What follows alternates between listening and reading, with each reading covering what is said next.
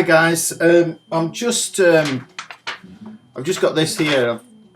I've just tabbed out the Ace of Spades thing. I'll just do a quick rundown through the riffs, just so that you know exactly what's what.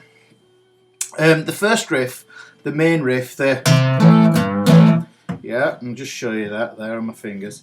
I'm using my second finger to do a quarter bend on the 3rd fret of the A string. So I'm just doing a little pull down on that, and then I'm doing a rock power chord here with an open A string, fretting the 2nd fret of the D string and the 2nd fret of the G string. So I get a power chord with that. I put those two together, I get. And then the next part does a similar thing to that bend there, but I switch that and just put that there to the 3rd fret of the E string. So I do the same thing, little quarter bend, and then I go back to the A again. So altogether I get.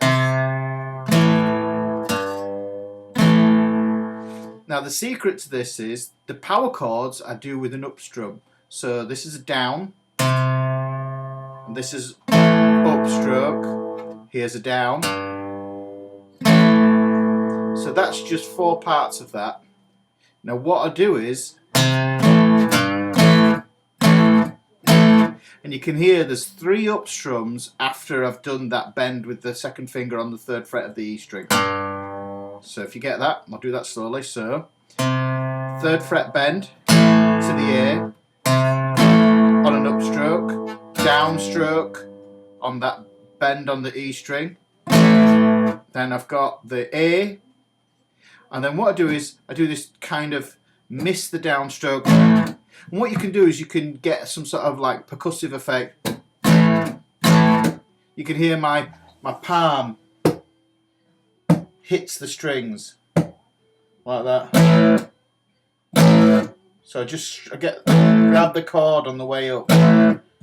So altogether that goes.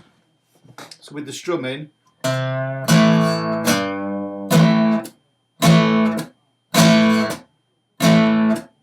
then at speed,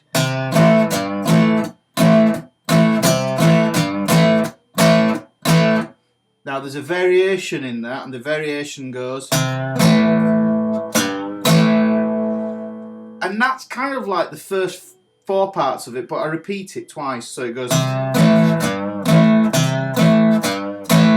But anytime you play that A, it's always on an upstroke.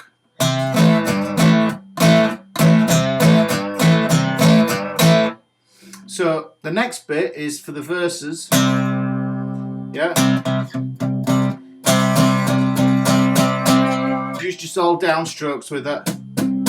You can, if you strike the strings at the same time, with the palm mute at the same time, then you can get a different kind of effect with that. So there's 2 bars of that. So it goes 1 and 2 and 3 and 4 and 1 and 2 and 3 and 4 and that's where Lemmy would sing, if you like to gamble, all the rest of that. So there's 2 bars of that, and it goes back into the main riff for 2.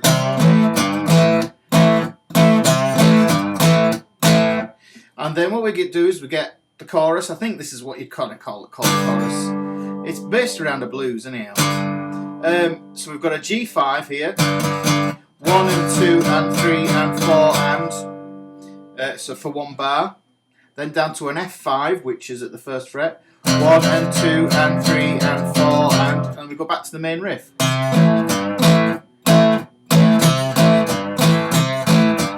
Throw that variation in if you want to. What we can also do is the middle 8. Now the way I did it, I let the chords ring, so it's basically 1, 2, 3, 4, 1, 2, 3, 4, and then what I did, just to change it up, I do this little cheeky little 1970s sort of thing. It's where you move from an A chord into a D chord